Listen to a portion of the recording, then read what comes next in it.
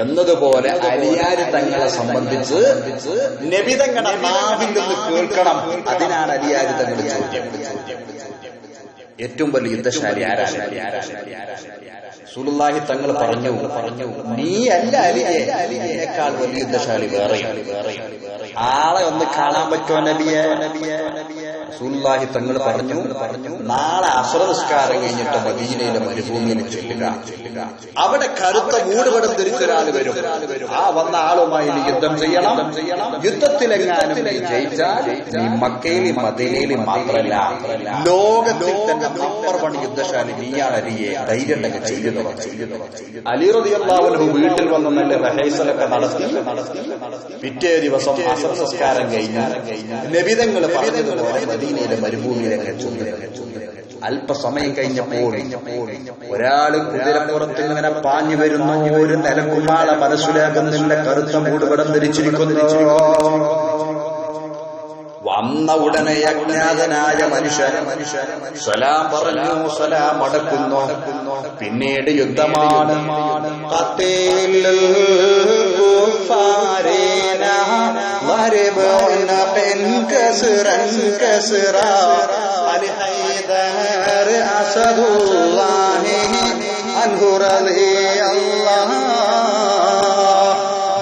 കുതിരയിലെ ദുൽഫുകാർ എന്ന വാളും മിന്നിച്ച് ഖൈബറിന്റെ മണൽത്തരികളെ കോരിത്തരിപ്പിച്ചുകൊണ്ട് ദുഷ്ടനായ മുറഹിബിന്റെ മുമ്പിൽ ചെന്ന്, വാനല്ലതേ സമ്പത്തിലെ ഉമ്മി ഹൈദറ, എന്നെ ഉമ്മ എന്നെ പ്രസവിച്ചപ്പോ പൊരിക്കുട്ടി നാണ് പേര് വിളിച്ചിരിക്കുന്നത് മുറഹിബേ.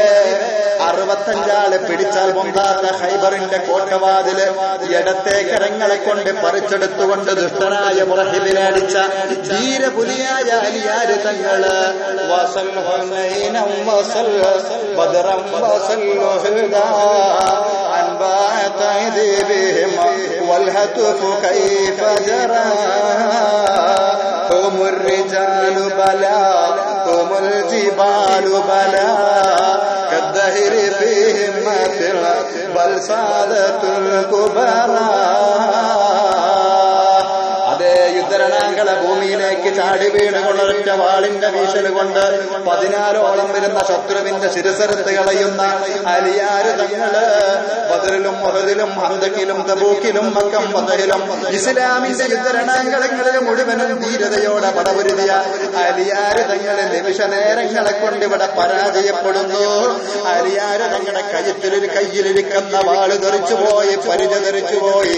അജ്ഞാതനായ മനുഷ്യൻ തന്റെ കയ്യിലിരിക്കുന്ന വാളുകൊണ്ട് അലിയാര് തങ്ങളുടെ കഴുത്തിലേക്ക് കുത്തമർക്കുമ്പോൾ അലിയാര് തങ്ങളെ പറയുന്നു, നിങ്ങളെന്നെ കൊല്ലരുതേ. നിങ്ങളുടെ പേരെന്താ? നിങ്ങളുടെ രാജ്യമേതാ? നിങ്ങളുടെ കബീലേതാ? നിങ്ങളുടെ വംശമേതാണ്? നിങ്ങളുടെ പാരമ്പര്യം ഏതാണ്? ഞാനൊന്നറിയട്ടെ. എന്നിട്ടെന്നെ കൊന്നോളൂ. അജ്ഞാതനായ മനുഷ്യരുടെ അക്ഷരം മിണ്ടുന്നില്ല.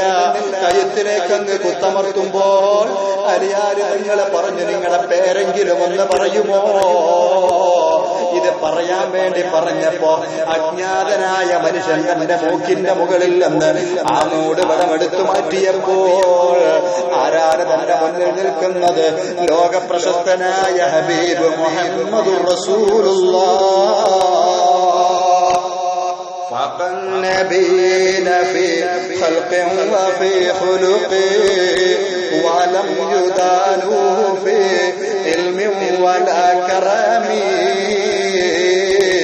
യുദ്ധത്തിലെന്നല്ല, ബഹുമാനത്തിലെന്നല്ല, ആദരവിലെന്നല്ല, അംഗീകാരത്തിലെന്നല്ല, ഒരു കാര്യത്തിലും റസൂലുള്ളാഹിനോട് കിടപിടിക്കാൻ ഉലകത്തിലൊരു സൃഷ്ടിയില്ല. ഇത്ര വലിയ യുദ്ധശാലിയാണോ നബിയെ?